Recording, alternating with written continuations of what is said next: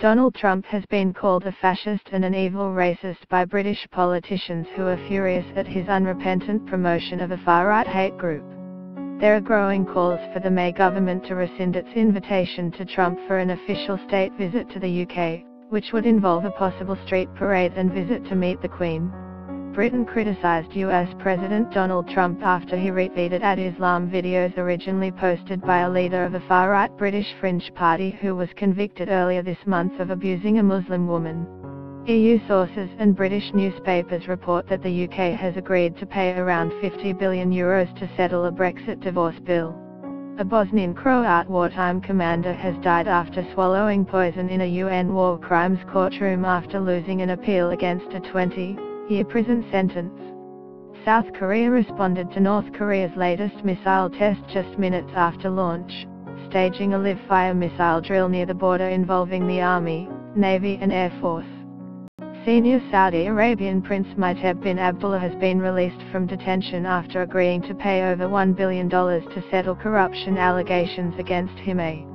Sumo Grand Champion Haruma Fuji is retiring following the Mongolia assault of a junior wrestler.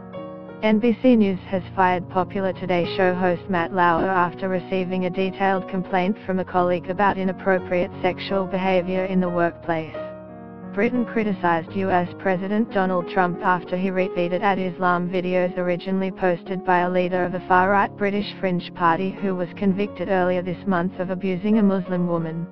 But Prime Minister Theresa May said on Thursday the invitation still stands, though a date is yet to be agreed.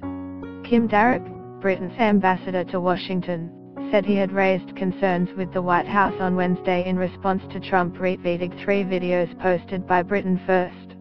British people overwhelmingly reject the prejudiced rhetoric of the far right, which seek to divide communities and erode decency, tolerance and respect, he tweeted. UK Home Secretary Amber Rudd, responsible for anti-terror operations on British soil, implied on Thursday that she thought Trump should delete his Twitter account.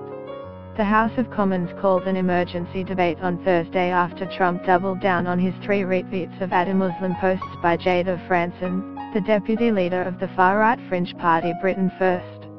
Get the latest news and updates emailed straight to your inbox. By submitting your email you are agreeing to Fairfax Media's terms and conditions and privacy policy. Franson, 31, is facing hate speech charges over a speech she delivered in Northern Ireland in August. In 2016 she was fined £2,000, $3,500, after being found guilty of religiously aggravated harassment for hurling abuse at a Muslim woman wearing a hijab, telling her Muslim men were coming into my country raping women across the continent.